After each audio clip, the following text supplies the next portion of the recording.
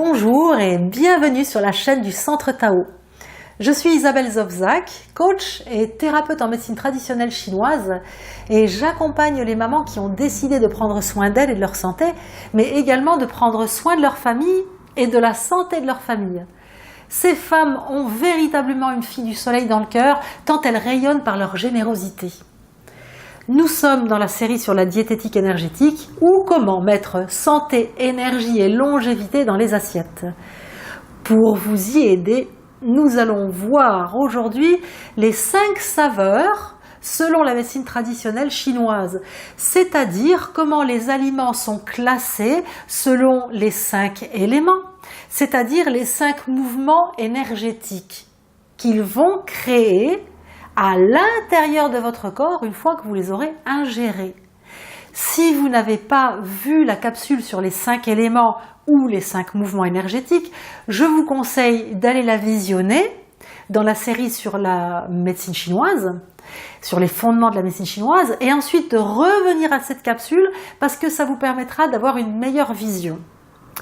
À la fin de cette capsule, vous pourrez télécharger un bonus qui vous permettra d'être quasiment une pro dans le domaine. Alors, pour vous expliquer le thème du jour, nous allons démarrer par l'oignon. En fait, vous avez déjà épluché des oignons, ils vous ont déjà fait pleurer. Savez-vous pourquoi? Quand l'oignon est dans la terre, il capte le soufre qu'il y a dans le sol. Et une fois que vous l'épluchez, et quand vous l'épluchez, en fait, vous cassez les molécules de l'oignon. Et ce soufre rentre en contact avec des enzymes de l'oignon, va jusqu'à l'œil, et là, quand il rentre en contact avec les larmes, il se transforme en acide sulfurique et ça fait pleurer. Peut-on imaginer que l'oignon, en dehors de votre corps, est un effet énergétique? C'est un effet énergétique, puis ça vous fait sortir des larmes du corps. Et puis qu'une fois que vous l'avez ingéré, il n'y aurait plus de mouvement énergétique. La réponse vient d'emblée, non. Mais évidemment que c'est non. Il crée un mouvement énergétique une fois en dehors, mais une fois en dedans également. Et c'est comme ça que les Chinois ont classé les éléments par rapport, les aliments par rapport aux éléments, c'est-à-dire par rapport à des mouvements énergétiques qui se créent une fois qu'ils sont dans le corps. Alors, pour ne rien oublier, je vais vous dire les 5 saveurs dans le sens des 5 éléments. Donc on démarre toujours par le bois, le printemps. La saveur du bois et du printemps, c'est l'acide. Ensuite vient la mer, ensuite vient le doux, puis vient le piquant et enfin le salé. Je me le dis dans ce sens-là, comme ça je penserai à vous les citer tous. Alors ces aliments, qu'est-ce qu'ils vont provoquer comme mouvement d'énergie dans votre corps?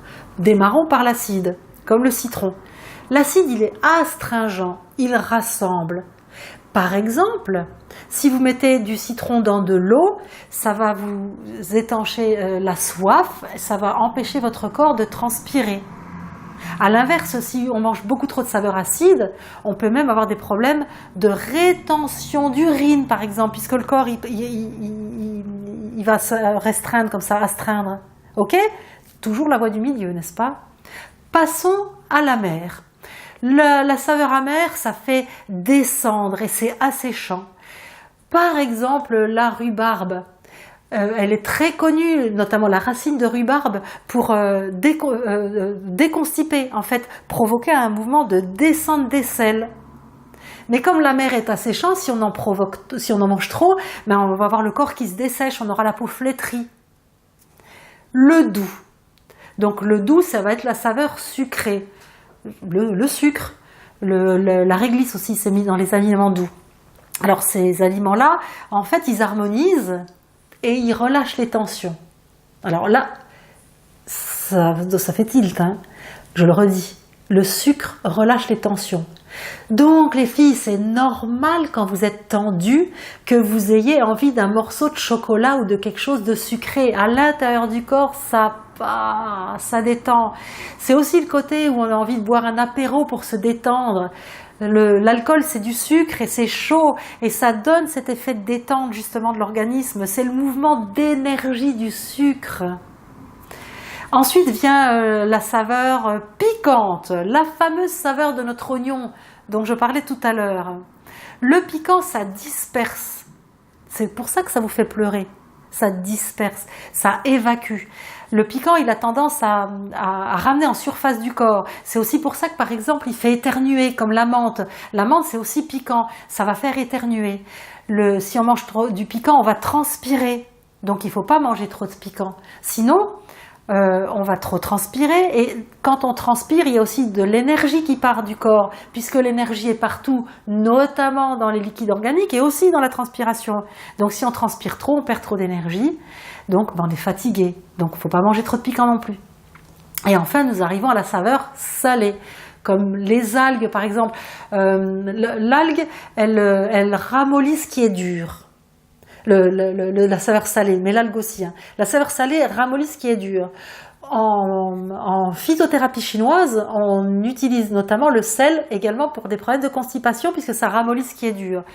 On utilise l'algue, le kunbu, pour ramollir le goitre, par exemple.